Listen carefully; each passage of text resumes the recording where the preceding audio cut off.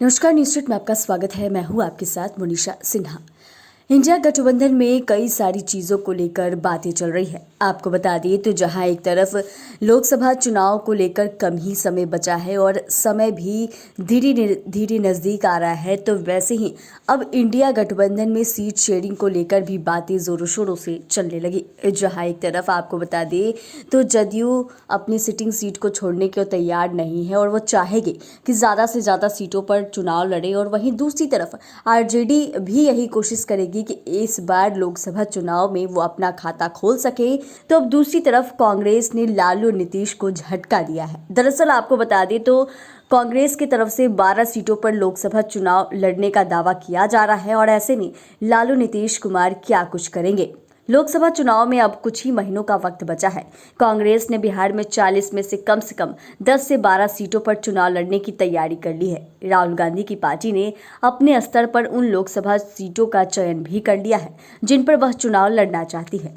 India गठबंधन में seat बंटवारे पर बात के दौरान मुख्यमंत्री नीतीश कुमार और आरजेडी सुप्रीमो लालू प्रसाद यादव के सामने कांग्रेस यह प्रस्ताव रखेगी।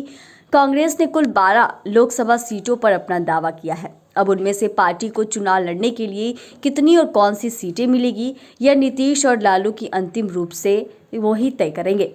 कांग्रेस हिंदी पट्टी राज्यों खासकर यूपी और बिहार में सीट शेयरिंग को लेकर सक्रिय हो गई है। आपको बता दें बिहार में कांग्रेस कम से कम 10 से 12 सीटों पर लोकसभा चुनाव लड़ना चाहती है। कांग्रेस ने बिहार की जिन लोकसभा सीटों पर चुनाव लड़ने का इच्छा जाहिर की है उनमें पटना, किशनगंज, औरंगाबाद, भागलपुर, कटिहार, बक्सर, सासाराम, पूर्णिया, नवादा, पश्चिमी चंपारण और वाल्मीकि नगर शामिल है। कांग्रेस के आलाकमान ने दिल्ली में अहम बैठक बुलाई।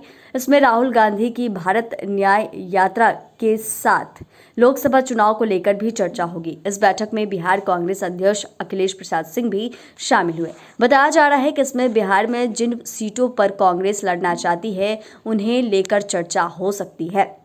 और वहीं इंडिया गठबंधन में अभी सीट शेयरिंग पर साझा तौर पर बातचीत नहीं हुई है।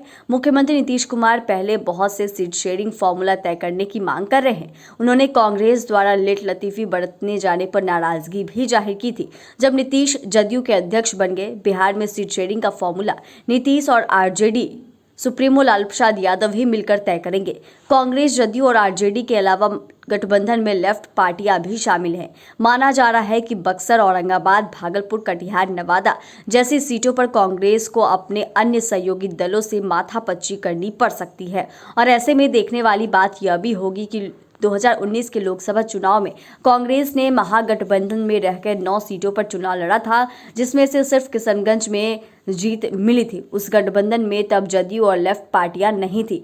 अब स्थिति बदल गई है। कांग्रेस चाहती है कि इस बार कम से कम पिछले लोकसभा चुनाव जितनी सीटों पर तो इलेक्शन लड़ा ही जाए, और 2024 लोकसभा चुनाव में कांग्रेस इस बार चाहती है कि 10 से 12 सीटों पर वो चुनाव लड़े। लेकिन अब देखने वाली बात यह भी होगी कि कांग्रेस के 10 लोकसभा सीटों पर चुनाव लड़ने के दावे पर मुहर लगती है या क्या होता है, यह तो वक्त बताएगा। लेकिन अभी इंडिया गठबंधन में सीट शेयरिंग का फॉर्मूला जो है वो तय नहीं हो पाया है। अब ऐसे में बिहार के मुख्यमंत्री नीतीश कुमार और आरजेडी सुप्रीमो लालू प्रसाद यादव क्या करेंगे, यह भी देखने वाली बात होगी। चैनल को सब्सक्राइब करें, फेसबुक पेज को लाइक करें। धन्यवाद।